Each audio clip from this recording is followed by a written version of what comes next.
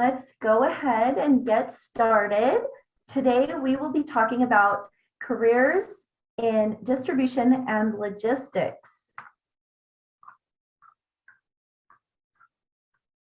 I am Shauna Glazner, and I am a Senior Businesses Services Coordinator here with the Workforce Development Board. And my lovely co-host, Miss Annette Watkins, would you like to introduce yourself? Good morning, everybody. I'm Annette Watkins, and I'm with Workforce Connection.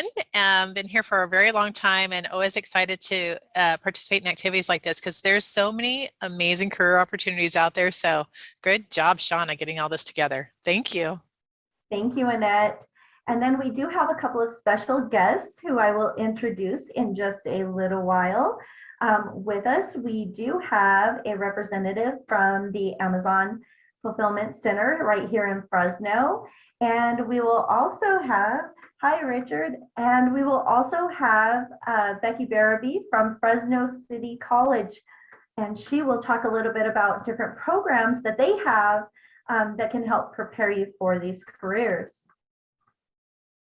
So what is distribution and logistics? A lot of people know, we've heard of these companies like Amazon.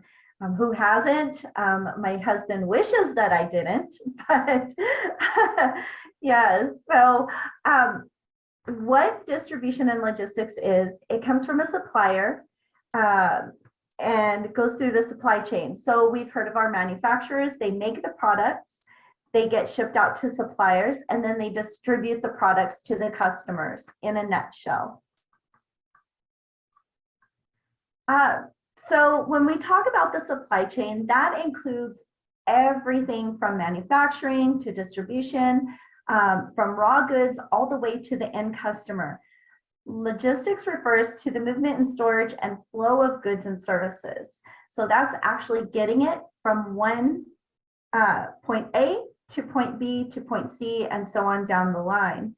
The main focus of supply chain is a competitive advantage, while the main focus of logistics is meeting the customer requirements. So like me, when I have all the Amazon boxes arriving at my door. Logistics is an activity within the supply chain. So what is the difference between logistics and the supply chain? The supply chain is like the football coach. The logistics is the quarterback. They both provide direction regarding how field assets must be situated and positioned, but the coach provides the overall game plan while the quarterback executes the moves, adapting on the fly as needed. So with that, I have Becky Barabee here from Fresno City College. Becky, would you like to introduce yourself?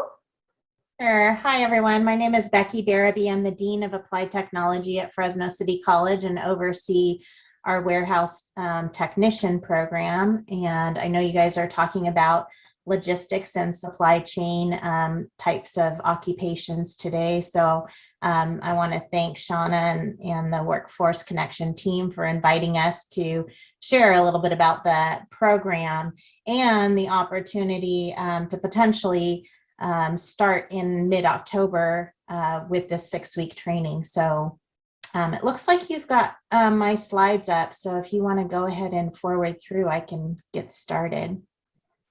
So who we are as a program, the Warehouse Technician program is a 2-course certificate. It is non-credit, meaning that there is no tuition costs, but there is a little bit of uniform and supply costs. It's more hands-on training than lecture, and it's 5 days a week. So it's a pretty intensive training, but like I mentioned, only a 6-week long training. Next slide. So 6 weeks from about 8:30 until 2:45. The actual third bullet is the accurate information. It looks like the first line didn't get copied over quite, but our next session is starting October 11th, so approximately a month and a half out, and it'll finish before Thanksgiving, November 22nd. We will most likely have another session in spring, but would encourage you to get started. That's perfect timing for the busyness of the holiday season to be able to get hired on. So would highly encourage you to consider that option. We are having a special orientation for those who are interested coming up August 30th, which is next week, Monday. And the link is there. Hopefully they can share it with you so that you can sign up, but you can always go to fresnocitycollege.edu/CTC, and that will get you also to the orientation button to sign up. The only requirements for the program is that you must be 18 years or older and have a valid California license, driver's license. Next slide. So again, I mentioned it's 2 different courses. They total 280 hours of training and essentially go through how to prepare you to pass a forklift operator certification, as well as you do get hands-on experience and hours for operating a forklift safely, both stand-up and riding lifts. Propane and electric, and then we go over all the safety parts, functions, and inspection, as well as, like I said, the driving component.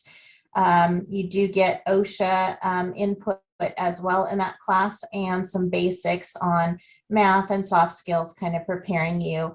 Our instructor in this program is wonderful. He's worked at a variety of different distribution and retail chains, and so has a great depth of knowledge in what industry is looking for in this type of worker.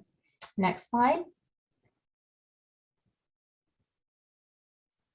So basically, as far as employment and wages, I'm not sure if Shauna already went over this a little bit with you, but in the class we do give you some job search assistance and guidance.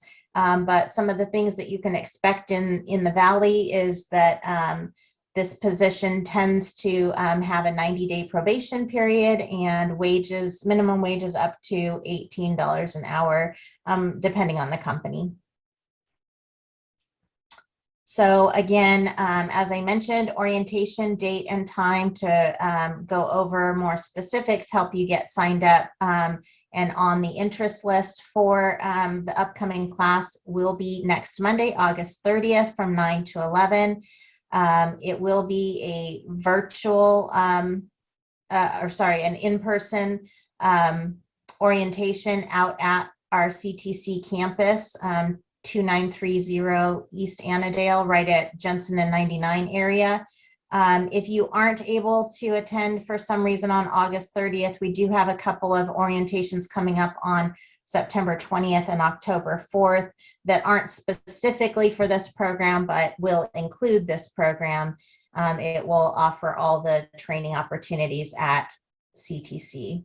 What about pay and benefits? Becky Barabee talked a little bit about the pay and benefits, and there are so many other benefits just other than just the pay.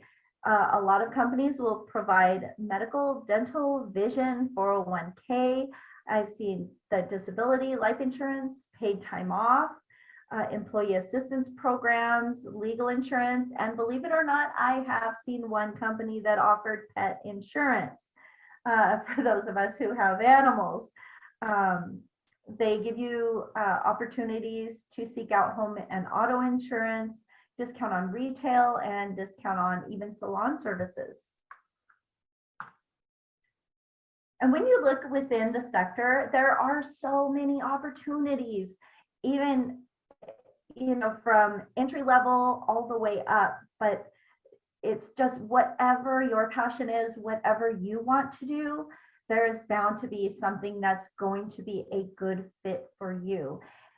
Every fulfillment center is different.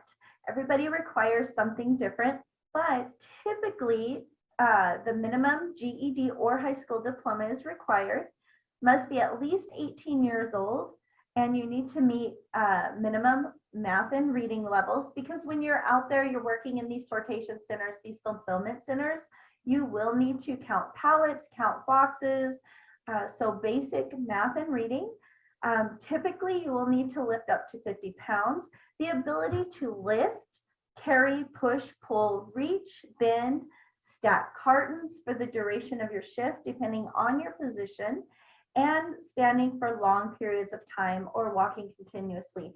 That last one is something that's pretty synonymous with working in a logistics company. So you do need to be able to stand for long periods.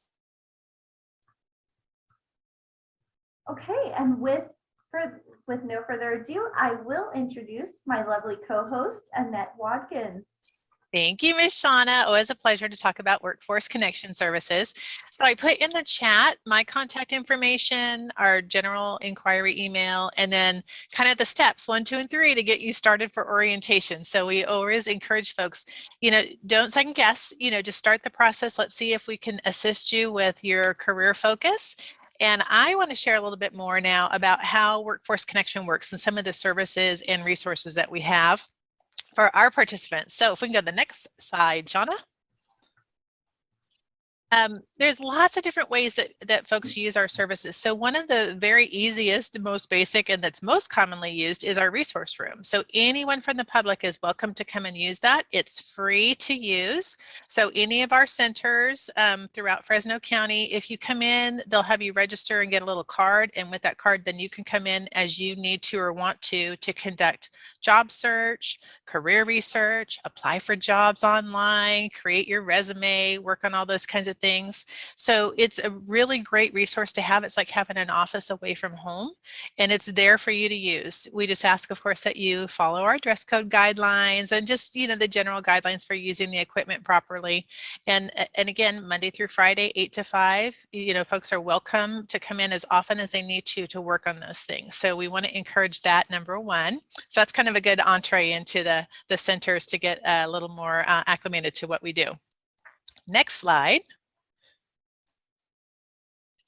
Sometimes we find individuals, they want more than just that self-directed service. So in addition to, being able to get in there and kind of apply for things on their own or do a little research, sometimes we recognize, man, there's a lot to this job search and career focus, and I need more help on how to figure and navigate through all of this. So that's when individuals will look at what we call our career services. And with that, we have grants that are available for us. And so for individuals that qualify for those grants, then we can start helping them individually with their employment goals. And it's all kinds of stuff. So, figuring out, what kind of career do I want to get into, that career exploration, using tools like assessments, some job readiness workshops, working with individuals on maybe those other things that we know might help us as we're out there competing and looking for work and trying to add to our skill set so that we can compete in the marketplace. All really important. And we've got a dedicated staff.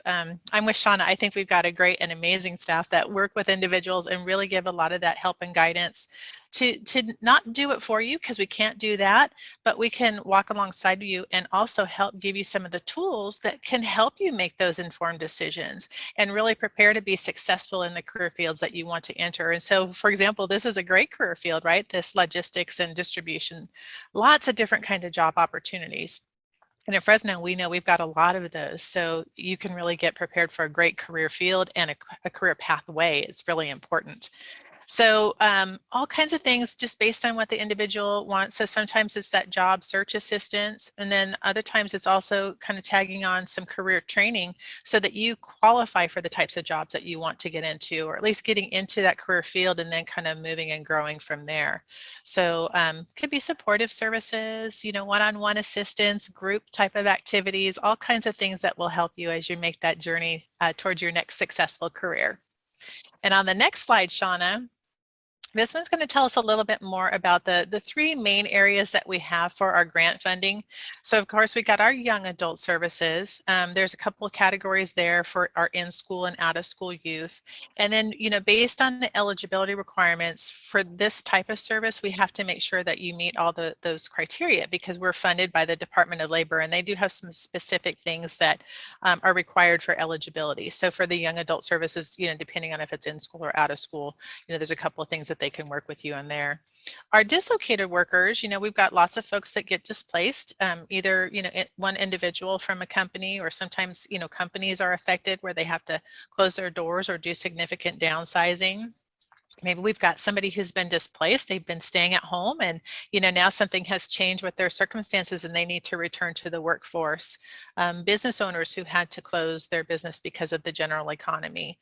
Sometimes our military or military spouses could qualify as dislocated workers. So our staff will help you kind of go through to figure out which of these categories you might fit into and make sure you qualify. Our adults too, we've got lots of folks in Fresno County that are either unemployed or underemployed. And so for us, they'll look at a priority of service of things like, receiving public assistance or basic skills deficient. There's, lots of different kinds of things that they'll consider, but usually we'll have you bring in all those documents so that we can show that you qualify for the grant funding. So the staff will help you, figure out what that is. But keep in mind things like your I-9 documents, what an employer would need, proof of address, those kinds of things. So those are pretty typical of some of the types of documents I'll have you bring in. So next slide. So the quickest way to get started, of course, anybody can do it anytime from having access at home or on your mobile device to our website. And that's getting started with viewing the orientation. So when you go on our website, you'll see, I'm going to talk specifically about the adult services, for example. When you go in there, you can click either on the services, or if you go down to, there's a box that says looking for training and a career, it will bring you to that launching page so that you can go down and view a short video with the orientation. It's about 9 minutes long. And then it will have you go through the next two steps, which if you want to go to the next slide, it'll show you steps 1, 2, and 3. So viewing the orientation, and then we'll make sure you're registered in CalJobs. And then that third step is to request an appointment for referrals. So you'll check off some boxes. If there's a comments area kind of at the bottom, and you can add more details in there, especially if you're looking for a specific training. Maybe you want to say, I want to go to the warehouse training, or I really want to get into this career in logistics, supply chain. So you can add some additional notes in there if you want to as well. And then once you submit that, that will prompt one of our colleagues to give you a call so they can get you started on the next screening step. So doing a math and reading appraisal called CASAS, and then setting up an interview so we can find more about, who are you and what are you looking for, so we can get you pointed in the right direction for those next steps for you, including eligibility for our program. So the next one, our location. So of course, Fresno County is very large, and right now our physical locations are on the east side, we've got Reedley, on the west side, we've got Mendota, and then of course in the urban area for, mainly Fresno and Clovis area folks, we've got our Manchester Center office. So you can always check our website for the locations. Some of those may be changing here in the future. So, just keep up to date with the locations on there, and then the contacts for those different offices too, should you have questions or need help, navigating through where to go and what the next steps will be for you there. What I do want to encourage folks to do is check out these resources. Honestly, it's a golden nugget in Fresno, and for those that qualify, there's no cost associated with it. So it's all paid for with our taxpayer dollars. So for those individuals that come through, as long as you're motivated for your own success, you get to walk on this journey with some, colleagues that will help you make those good decisions. But one of my very favorite things is, of course, the training programs. And so Becky was telling us, for example, there was one, right, that she mentioned, but there's several others that can go into this industry or many other industries. And for those individuals that go through, it's like a scholarship process. So of course, there's steps on the front end to go through for that. So it does require some appointments, and again, following through and making those commitments. But for those folks that get the scholarships, we pay for the training programs. So registration, tuition, books, materials, tools, uniforms. Sometimes on the back end, there's an exam fee, a licensing fee. and then the actual licensing itself, right? So we're able to pay for all of those things. So it really can be a significant cost savings for the individual to get a really great education, to get into a good career field, and then you go into it debt-free instead of paying lots of money or having those student loans that you have to pay back after the fact. So keep that in mind as a great resource.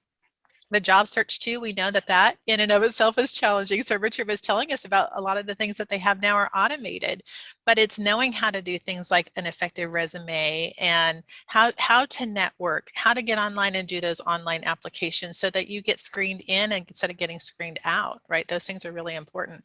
And then of course, when we get in an interview, that can be very nerve-wracking. So we want to do a great job of representing ourselves and our skills to potential employers. So lots and lots of good services. So with that, I've been talking for a long time, but I encourage you, please, reach out to us and see if there's something that we can do to help you.